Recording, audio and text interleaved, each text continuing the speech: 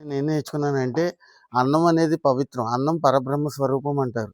అన్నదాత సుఖీభవ అంటారు.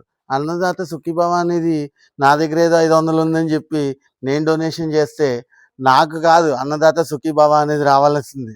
మీలాంటి రైతులు అసలు మీరు లేకపోతే, మీరెవరు లేకపోతే మా ఎవ్వరికీ అన్నం మాకు దొరకదు.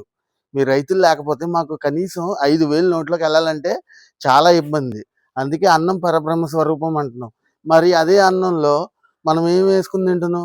రక్త మాంసాలు వేసుకుని తింటున్నాం, కోడి మాంసాలు తింటున్నాం, బిర్యానీలు అంటున్నాం.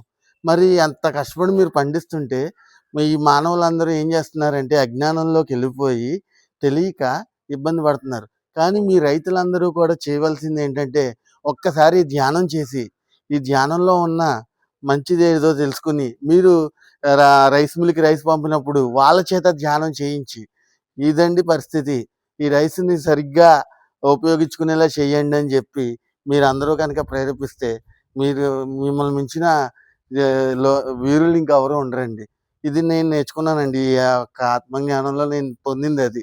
నిజంగా మీరెవరు పండించ చాలామంది చోట్ల మీరు గమనించినట్లయితే యాక్టర్ కొడుకు యాక్టర్ అవుతాడు, డాక్టర్ కొడుకు డాక్టర్ అవుతాడు, ఈ సినిమా లేకపోతే ఇంకొకళ్ళ కొడుకు అదవుతారు. కానీ మీ రైతు కొడుకులు రైతులు అవుతున్నారా?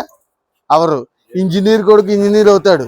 మీ కొడుకులు మీరు రైతులను చేస్తున్నారా? లేరు. రేపొద్దున్న ఇది వరకు మనకి గుర్రబళ్ళు ఉండేవి అని చెప్పుకున్నట్టు రేపొద్దున పరిస్థితి ఎలా వస్తుందంటే ఒకప్పుడు రైతు ఉండేవాడు అనే పరిస్థితి వస్తుంది. కానీ పిల్లల్లో కూడా ఇవన్నీ యాక్టివిటీస్ నేర్పాలండి. మనం పిల్లలకి తెలియజేయాలి.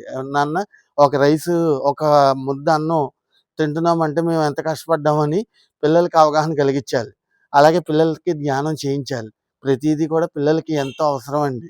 మీరు మీరు ఆల్రెడీ ధ్యానం చేశానంటున్నారు, పేరవరం చూశానంటున్నారు, కడతాలు చూశానంటున్నారు. అసలు మిమ్మల్ని మించింది ఇంకేమీ లేదు. మీరు ఆల్రెడీ ఒక సీనియర్ మాస్టరే మా దృష్టిలో. ఏదేంటంటే మీరు చెప్తున్నారు, మేము వింటున్నాం, మేము మాస్టర్లం ఏంటండి అని మీరు రావచ్చు. లేదు, మీ ప్రతి ఒక్కళ్ళలోని దేవుడు ఉన్నాడు, ప్రతి ఒక్కళ్ళలో గురువు ఉన్నాడు. ఇదే పత్రి సార్ మాకు అందరికీ నేర్పారండి. మీరు ఖచ్చితంగా మీరు పిల్లలకి రోజు మీరు పొద్దున్న ఎన్నింటికి లేస్తారు మాకు తెలీదు. మీరు మీతో పాటు మీ పిల్లలు ఎన్నింటికి లేస్తున్నారు మాకు తెలీదు. మీ పిల్లల్ని మీతో పాటు కూర్చోబెట్టుకుని ధ్యానం చేయించండి. పిల్లలకు కూడా ధ్యానం చాలా అవసరం ఈ రోజుల్లో. ఎందుకంటే యువతరం ఇప్పుడు ఎలా ఉందో మీరు చూస్తున్నారు బయట. అమ్మాయిల విసులో పడి సిగరెట్‌కి, మందుకి బానిసలు అవ్వడం మీరు ఎంతోమందిని చూసి ఉంటారు. అయి కరెక్ట్ కాదు కదా! ఆళ్ళని ఈ రూట్‌లోకి తీసుకొచ్చారనుకోండి, వాళ్ళ లైఫ్ కూడా చాలా బావుంటది. ఓకే అండి. మరి ఒక 5 నిమిషాలు ధ్యానం